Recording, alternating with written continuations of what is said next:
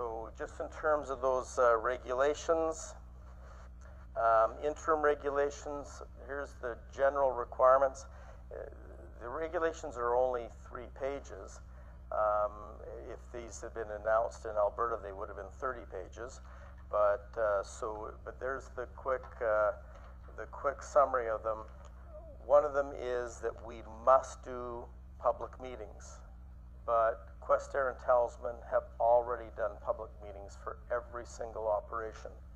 So this is, not all operators do that, but we've always considered to be good practice to make sure you have a public meeting of all the people in the community. And so this is not new for us, but it will be new for some operators. It levels the playing field too, because now all operators must do it. The Ministry of Environment will be able to have people involved in that process, so I already discussed that. I think in the end we think that's probably much more positive than not. And then here's the new information that they're requiring us to give. So the drilling and completion plans, well, we already prepare all of those. The water management programs, withdrawals, we have to report that to the government already, including analysis of our flowback water, we do that already. Completion flow, the frac fluid composition volumes, well, that's published on our webpage. The sampling of water wells within 1 kilometer, we've already done that as a way of protecting us, because we know there's already methane in most, if not all, water wells in Quebec. So we already recognize the potential for people to suggest that we had put that methane there when we hadn't. So to protect ourselves, we've already been testing them. Again, not all operators have been doing all of that, but Questerre has been. So we don't see any of this as being additional requirements. Rather, just it's a leveling of the playing field, and it's a protection of the public to know that every operator has to do it. The one thing, as I said, the regulations are light on details.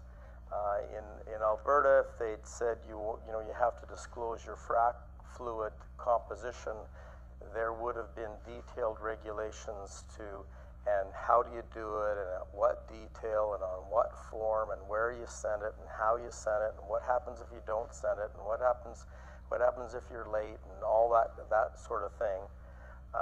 So in the Quebec regulations, they just say you have to do it. So our main questions around the regulations are just to say, well, we'd just like to know it in more detail, but to the extent that it's going to follow the practices in Alberta and BC, there will be no problem for us. I think it's important to understand that in addition to a $7 million commitment to the study itself, the Quebec government has made a $6 million commitment to creating a regulatory framework and to hiring the people. So that fits in with our opportunity to train people, that the government's put the money up to create that whole regulatory body and monitoring of the industry. By not taking royalties, or only taking 2% royalties, that's the risk sharing that Quebec's doing.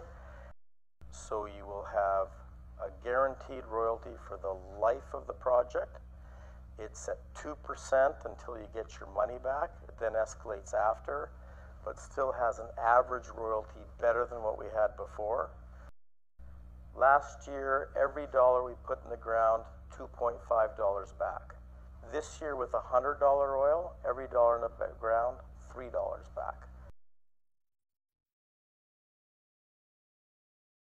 On va retirer les mêmes redevances, puis des redevances élevées sur l'exploitation, des redevances qui vont être justes. Les gaz de schiste, on n'est pas des experts, nous autres, dans le développement, l'exploitation du gaz. Le gouvernement ne connaît rien là-dedans.